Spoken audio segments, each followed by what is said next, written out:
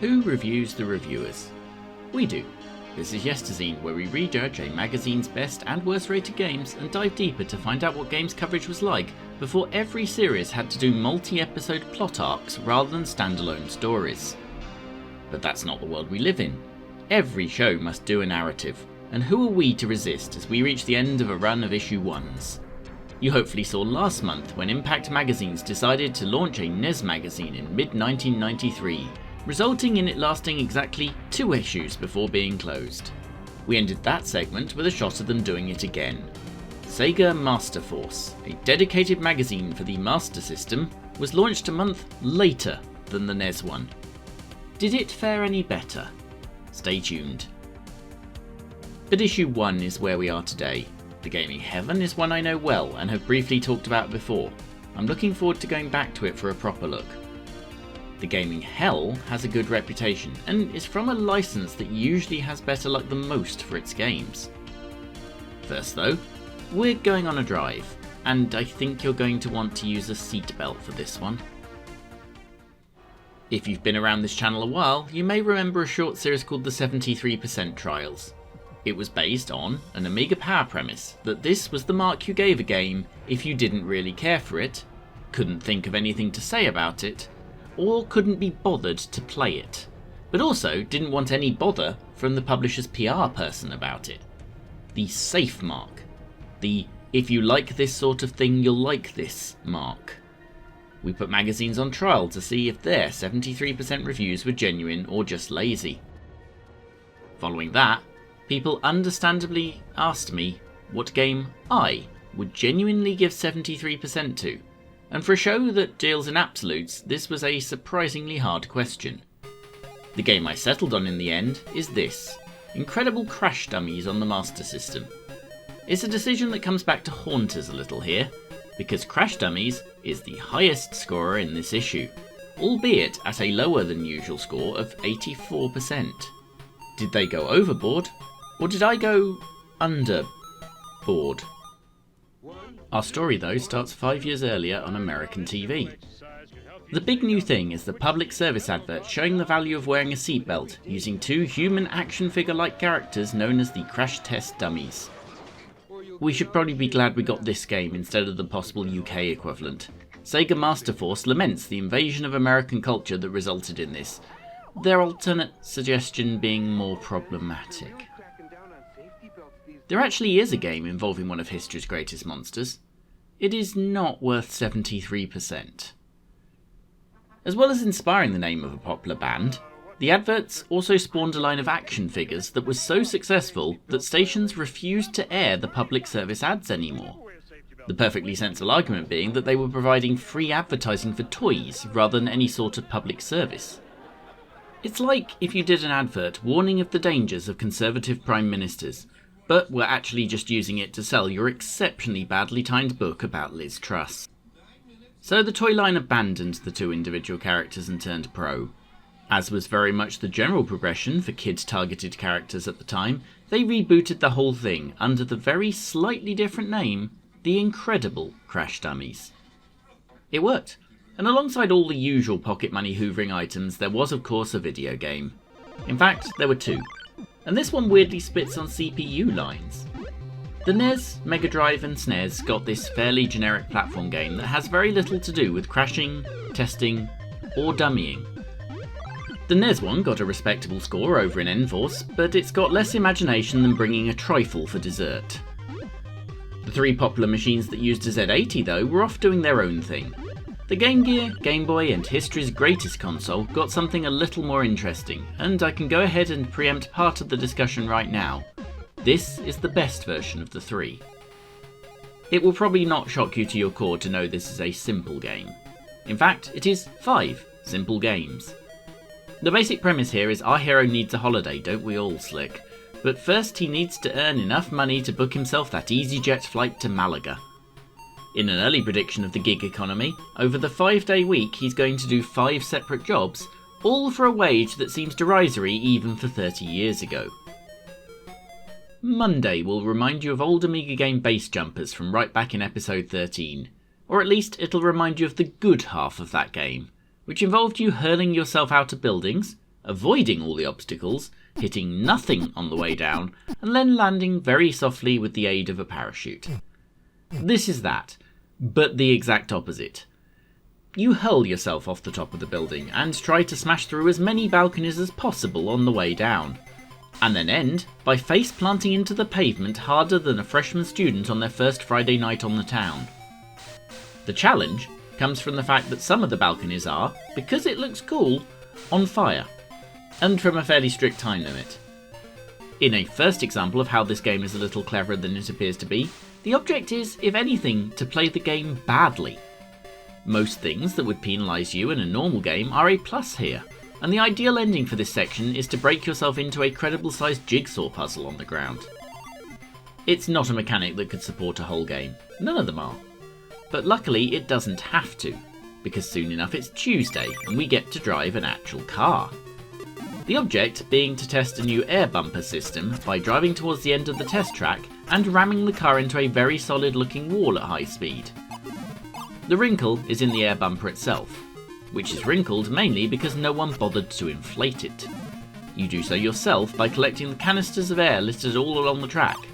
You know, just like in real life. This section is as simple as they come. It's like Micro Machines for people for whom Micro Machines is just too complex. It's a top-down driving game where your car has 3 positions: diagonal left, up, and diagonal right. Sometimes the road splits, sometimes there's what passes for a curve when you can't rotate more than 45 degrees from vertical, but that's about it. It's not without its nice touches though. The flying cones are fun, and the little move where one of the air canisters is in mid-air and you can ramp off a jump to get it is a very nice effect. The fact you can move further vertically than you can horizontally is probably not worth thinking about. Still, you get to the end and you smack it into a wall, hopefully with a lot of air in the bumper, and we're done. The third one is the other one that rewards you for doing the things that other games would punish you for. You need to get down a ski slope in order to test it, and your aim is to hit as many flags as possible, with a certain minimum being actively required. Although, since the game doesn't tell you how many you've hit, I'm not sure what you're supposed to do with this information. If nothing else, this is a good way to expel the stress of playing literally any other skiing game ever. The problem is you're going to need to replace it with a different stress. The controls are backward. Pressing left moves your guy left on the screen, but he's going downhill so he's turning right. This is one of those things that'll divide people, but as a veteran of a million top-down driving games, it is just plain wrong to my brain. Managed to get over it though, and it's an immensely satisfying level, and to be fair, it's probably the easiest of all the days in this game. Day 4 is the first that feels like an actual video game. It's a root beer tapper clone of all things, set in an ammunition factory. You need to pack, on easy at least, 40 bombs safely. You'd think this trivial, but you have 3 conveyor belts going at once, and the need for a good QA department becomes obvious quite quickly, as about half the bombs arrive with the fuses already lit. You need to blow those out, but also remove the various crash test dummy parts, which have also made it onto the conveyor, presumably thanks to the bombs that got lit earlier in the process. Like day 4, the final day is both a real game and one with the aim of avoiding destruction, at least until the end. You have to pilot a cruise missile manually from inside, which seems like a slight design flaw. It also looks a lot like a regular spaceship for some reason. The ship controls with inertia, think games like Thrust or Asteroids if it had gravity, which makes this pretty tricky. It's easily the best game of the 5, and it controls as well as anything of its type ever, really. You get to the end of this feeling really good about the game as a whole. Which is a shame, because it's now over, at least in terms of anything especially new to see. You go back to the beginning and day 1, the difficulty ramps up, and here we go again until we've done 4 full loops. Some layouts change, sure, but you've just seen everything the game has to offer in about 8 minutes. If this has an issue as a package, that's where it lies for me. Sega Master Force even accept this, with Paul's slightly dissenting opinion in the review awarding it 78. He says it takes commitment to go for another loop after you've played each event twice. Well, that's about 15 minutes of game in a £30 cartridge. Yes, you'll play it multiple times, but as someone who has owned this physical copy for 2 decades, it's very much a pick it off a shelf for a laugh occasionally game than anything that's going to be any sort of obsession. I stand by my score, That said, our brief on YZ itself is different. The question is, if you've never played this game before, should you? Yes, 100% yes, and do it on this format. Even if you're going physical, the CEX price is £12 box and just a £5 unboxed. The still attractive Game Boy version is a shade cheaper than even that, and it's well worth owning for those prices. There's no getting away from the fact that it's slight. Add the ability to play any game to practice, add a few more games, and maybe throw in a continue or two at the start of weeks and there might be a little more depth to it. At the same time though, you'll get to the end of a turn having had fun. It's like a coin-op that never had an arcade version. The graphics and music are a lot better than you'd probably imagine from the title and premise. Helped by its characters, it's got a lot more personality than the vast majority of games. It's a great example of a game that's aged so gracefully it's probably better now than it was in 1993. So if you weren't here last month, here's the story. In July 1993, Impact Magazines thought it was a good idea to split their Nintendo-based magazine N-Force in two. A SNES magazine and, astonishingly, a single format one for the NES 2 years after it was replaced in one of its poorer international markets. The magazine itself wasn't bad, but predictably the NES side lasted all of 2 issues before being closed. Despite this, and what must have been the knowledge of the initial sales of N-Force, in August they decided to do the same on Sega, as Sega Force split into Sega Force Mega and our new friend, Sega Master Force. If you watched last month, you'll remember the running gag of me being annoyed that a magazine repeatedly marketed as 100% NES had a large Game Boy section. In that respect, you appear to be spared this month. While it's called Sega Master Force, the magazine isn't making that claim. The uncredited editor blurb in issue 1 tells you this is created for 8-bit owners. It promises a buyer's guide to everything Master System and all the reviews, but is also upfront about G-Force, their section for the Game Gear. And indeed the contents list mixes the games in the 2 formats and treats them equally. They do make a misstep immediately. The first advert in the magazine is for all of Europress's magazines. Except it isn't. It invites you to reserve N-Force, which covers all of Nintendo 2 months after it stopped covering all of Nintendo. And a magazine called Sega Force, which of course stopped existing just in time to spawn the one you are literally reading, which is not mentioned. Not convinced by the news page either. The 2 most important things going on in the Master System world are apparently a comic, and of all things, the Philips CDI. It's not like there's a shortage of SMS news either. 3 new games occupy the second page in the form of what would become Cosmic Spacehead when it finally reached the Missile Sissile, a very unique point-and-click adventure come platformer. Joining him are a Virgin published pair in Wolfchild and Robocop vs. the Terminator, one of 3 Terminator games for the system in the space of a year. There's also a historical note for the motor racing fans. Domark have a new F1 game coming. It would actually turn out to be one of the mildly saucy system's better racing games. But they were marking this by sponsoring a driver in Formula 3. The driving career of the guy in question never really took off, but he's doing okay now. As principal of Red Bull Racing, Christian Horner is currently celebrating utterly dominating Formula 1 this year. There's even room for a couple of full previews. While you're waiting for Virgin's Robocop vs. the Terminator, you could play Acclaim's Robocop 3, for instance. Or at least I think you could. I've never fully seen evidence it actually got a UK release. Every copy I see on eBay is generally in continental Europe.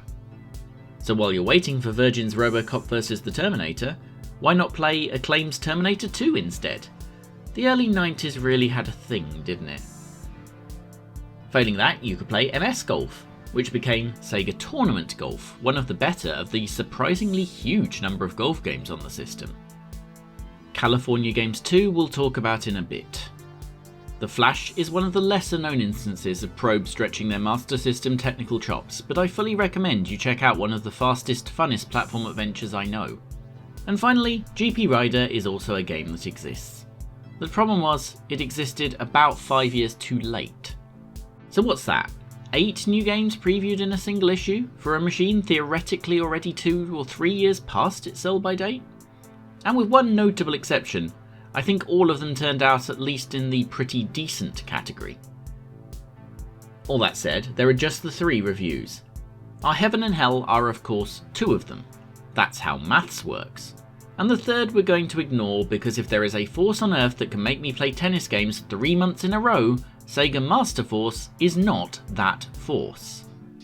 Luckily, we don't have to, because once again, Dave of Xylogomoto and me are apparently in some telepathic link. Pop into the description to hear his recently released opinions on Andre Agassi on the Master System, and to feel a little for him, because to play it, he had to pay to import it. Despite it being integrated into the magazine, this is a Master System episode, not a Game Gear one, so we're ignoring that Double Dragon Extra would have qualified as the gaming hell otherwise. The other 3 Game Gear reviews are ports from the Mayonnaise starter itself, which is an obviously fairly common problem for the Game Gear, which is near identical hardware-wise.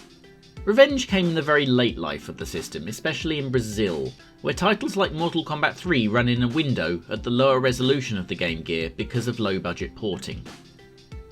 But we're doing a Master System issue, so we'll get back to it, only stopping to acknowledge the house advert for the other half of the Sega magazine split, Sega Force Mega. Properly back in the 8-bit console world, the Solid Tip section takes in Land of Illusion, a multi-part guide continued from the main magazine, and just a few pages after the Game Gear version got a review. Owners of other games aren't forgotten, with some useful stuff for many of them, but forget that, Graham Young of Clacton-on-Sea, I'm calling you out, you shyster. He sent in a tip for great golf, namely a list of every club in the game and exactly how far you can hit a golf orb with them. You may wonder why I'm so annoyed with him for sending it, and Sega Master Force for publishing it. After all, the information is accurate. You know how I know the information is accurate? Because it's in the manual for the sodding game. Oh, and in the game for the sodding game. You literally cannot miss it. And yet, it's not the worst tip of the month, is it, Andrew Parker of South Humberside? I see you trying to sneak out. Why don't you tell the class what you did? I sent in a tip for World Cup Italian 90. Loud enough for everyone to hear? I sent in a tip for World Cup Italian 90. Already a 3-year-old game, yes, so I imagine you have some arcane secret or well-hidden code to share. What was your tip? Choose a good team. What was your tip? To choose a good team. To choose a good team. I tell you, it's a good thing Gordon Ramsay never edited a video games magazine, isn't it? Especially as he'd have really hated the release of WWE Raw. It's wrong! Oh yeah. Sorry, chef. Either way, we're nearly there. A late-era SMS sales chart shows that Sonic 2 is predictably selling well, right behind a Disney-licensed new entry. But more interesting, the presence of years-old games like Transbot and Ninja, clearly being sold at wallet-friendly prices by this time. The letters page is standard stuff, although note the reply that claims they never talk to the people who work on N-Force, but also the other reply where they speed name their favourite Master System games ever. The list of Prince of Persia, Sonic 2, Land of Illusion, Asterix, Krusty's Funhouse and the New Zealand story picks the wrong Sonic and the wrong Mickey Mouse for me. But as a list of games that would still be in the shops at the time, it's a compelling one. If you're new and looking for a sample of what the Master System could do, it's a fine starting list to fire up on your entirely legal retro device. And so, we reach the end of the major content with absolutely no missteps. For a magazine that must have been low budget, it's impressive, and at least they didn't make the N-Force mistake of claiming to be 100% Oh no. Oh no. So close. The only way that statement could be true is if every Master System was secretly a Game Gear hidden in a case, and obviously that's not true. Never mind then, carry on. And so we fast forward through the small ads and a perfectly respectable buyer's guide to the next month page. This month marked the last issue of NES N-Force, so did the Master System last a little longer? Of course it did. History's greatest console does not go down that easily. It's not your mum. In fact, Sega Master Force would last 6 issues and a combined special with its sister magazine before the publisher's rapid implosion took both magazines down together. Whether Master Force would have lasted longer without that, we will never know, but I can't help but notice it only says Sega Force Mega will be back next month in the special issue. Which leaves us only one mini story to point out. Remember how they didn't talk to anyone on Enforce? Well, here's issue 4, where the new editor is revealed, and it's Nick Roberts of Enforce. Apparently he woke up one morning and decided he hated Mario, and I'm sure that is accurate, and it's absolutely nothing to do with them having closed Enforce 3 months earlier. Nothing at all. But here we once again declare victory for the king of consoles, and as clear an indication as you like that in the UK, unlike so many other places, the NES didn't quite have everything its own way in the third generation of video games.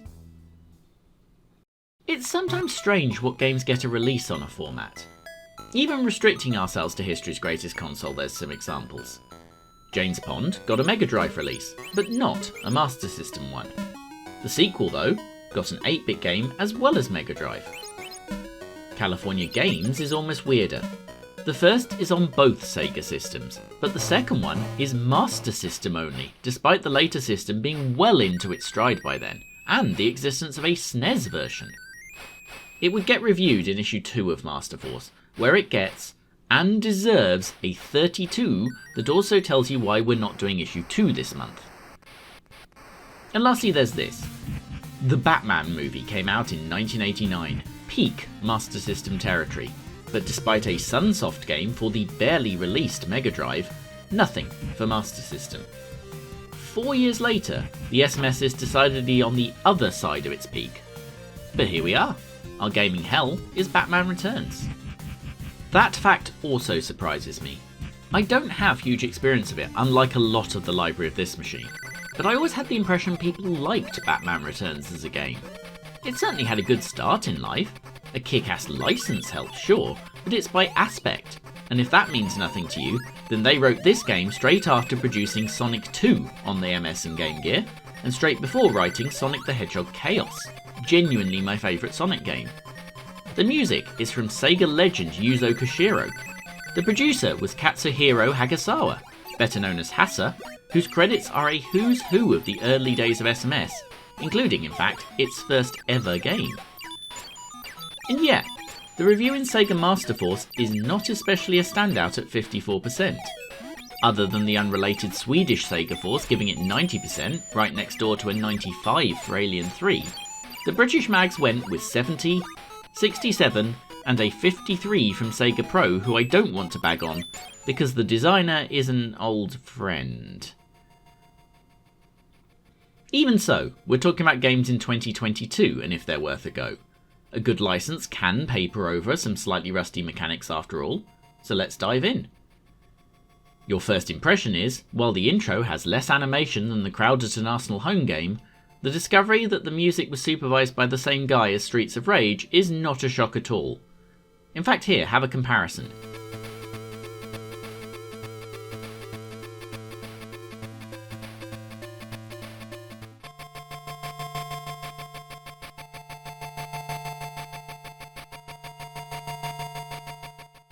The second observation is that the demo player is not doing especially well with the bat hook. It's never a good sign when the demo is having problems. Presumably they could have recorded it thousands of times, and this is the best it goes. Starting the game, we see the point. I take some time to practice, and it's a little awkward, but also you can see it being really quite effective. I don't seem to be able to make this jump to get up on the roof, although it's presumably possible, but I can get a good swing going, and Aspect's technical prowess means we've got a good amount of animation going on here. The mechanics of walking through the level are less immediately grabbing. A lot of enemies who sit there and watch you until you're on the absolute limit of your batarang range, before moving and getting one hit dispatched. Walk, bat, walk, bat. It's lacking a little imagination at this point. Also, while the enemies are one-hit kills, guess which other poor bugger is? Yes, Bruce Wayne. I don't know why I bring that up, because what I mean is Batman is. Any interaction with an enemy or their various weaponry will murder you exactly like Batman totally isn't doing when he throws his razor-sharp ninja shards at people and they explode. They've gone to live on a farm, possibly. Oh, they love it there. There's sheep to kidnap and fields full of banks to rob. Anyway, it's not just enemies, as I prove later in this level, where touching a bus is apparently fatal, as is climbing on it to try and get past. Batman is killed by touching a bus. Which, to be fair, is probably what most billionaires believe.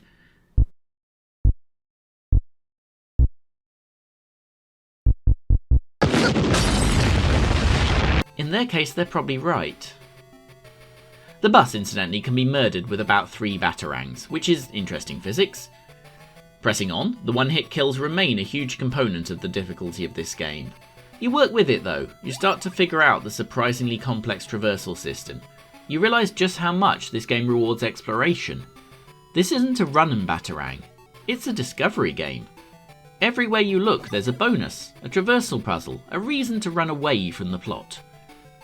In doing so, I mitigate the one-hit kills by picking up enough extra lives to move me to 7 hit points. I lose 1 to a minor piece of idiocy, but after some practice I can now get to the stage 1 boss with 6 of them, which I lose immediately because in classic boss faction I have absolutely no idea how to beat them and nothing seems to work. Bosses. Bosses never change. We're not ones for immediately recommending cheats at Yesterzine, but here's a good one. On the title screen, hold up 1 and 2 and keep them held down until you see this. A level select, and one with a better resolution than your continues. Consider it a set of save points, sensibly spaced out, and you've just transformed the game into something you can tackle. The boss though, of course, now has to be beaten without upgrades, and even after watching a video I'm still not sure what the timing is. Although once I have the basic pattern down, even without the extra range on the batarang, which would have kept me out of the range of 2/3 of his attacks, I eventually get past him for the loss of only 1 life. A bit of practice and I could be entering the second stage of 5 with 7 or even 8 lives. Stage 2 is supposed to be a shopping mall, but it looks more like a reject stage from Rolling Thunder than any shopping mall I've ever been in. Even the one that was full of zombies. Westfield anywhere in the month before Christmas, am I right? But there's a difference. Here a door contains one enemy and then stays open, with 2 benefits. 1. No bullshit respawning, and you can plan your approach to be ready for them. But 2. You now have a method of finding out where you've explored in a massive and slightly confusing level where it'll take you a while to figure out which floors and walls are really floors and walls. Again, it massively rewards that exploration with bonuses. Everywhere you go there's something, a moment that makes you think, oh I'm a genius, an extra life, more speed. And this is all wrapped up in a game that if you truly know what you're doing you can complete Route 1 in a little over 20 minutes and with over 50 lives if you're the genius from World of Long Plays. So even once you know what you're doing, backtracking and playing the game again isn't exactly going to require a week off work. So what's this Route 2 business about? Well, really it's just a nice way of saying difficulty level. But a lot more than that, it's not like they can reduce bats' hit points after all. Route 2 increases difficulty in several ways. Most obviously, this level design. You've gotta go high, because in a damning indictment of Gotham's municipal maintenance funding, the road seems to have disappeared. The flamethrower enemies appear almost immediately too. It's well beyond me that having a difficulty level that fundamentally changes the game rather than just making it a little bit harder is an incredibly welcome thing from a value standpoint. It's kinda a shame Master Force steps over that a bit in the review. That review seems to have caused something of a fight. There are no less than 3 dissenting opinions in boxes throughout the pages. The 2 worth picking out are Matt and Paul. Matt lays into the game, pointing out a couple of possible downgrades from the Game Gear version, and criticising the collision detection, which I've yet to have a problem with, and the visuals for some reason. Paul clearly wrote his after Matt, and his only problem is the game is too hard. I could do without the one-hit kills, yes, but if you see the lives as hit points it at least makes some sense. Paul does lament all too often completing a sequence of tricky platforming and puzzles, and then losing a life because a surprise enemy brushed up against you, but says that's basically the only major flaw here. I think I'm with him on this one. The decision to make it quite this unforgiving is a little unfortunate, but there's not a lot else I think they could have done. In retrospect, it's worth playing. It's not quite the game it first purports to be, and the more effort you put in, the more it gives back. A disservice from Master Force here, in my eyes. On the back page, an announcement. Christmas is shit for a lot of people. Maybe you don't have family. Maybe you're avoiding family. Maybe you get to 3 PM and you really need to be somewhere the family isn't. If you're alone or in need of something happy during any of the festive season though, we've got you covered. Introducing Sub 5000 TV, a YouTube playlist collection of the finest happy and entirely non-holiday related videos from more of your new favourite YouTubers than you can shake a nez at. All presented in a full TV channel format and including several things you'll have never seen before. Presented by myself, with Slope's Game Room, What Ho Snorkers, Evil Ninja Phil, Bloggo's Pow, HDE and The Basement, and with handpicked videos from all those, plus Rose Tinted Spectrum, Mateus Bayes, Control Alt Reese, Daft Blake, More Fun Making It, Gears of Games, Retro Bites, Gouldfish, Nicky and Bunty, One Credit Classics, Naoki's Retro Corner, The Pixel Asylum, Bookish Brits, Tamaracade, Retrograde Scene, Timberwolf, Sharka Bites, Zylog and Moto, Super Jim Tendo, and back at school, but you can call me Sean. Lie down, relax, tune in and tune out to an entire day of stress-free retro gaming, hardware and even books. Because you deserve it and we're here for you. Available from 9 AM Christmas Day and forever after. Watch Twitter for the link. And then on the 30th of December, join us for the last Yesterzine of the year, which I'll promise you right now will also not mention Christmas. Other things that don't use the word Christmas are like, subscribe, and tell your friends. Coincidence? I think not. Doodles!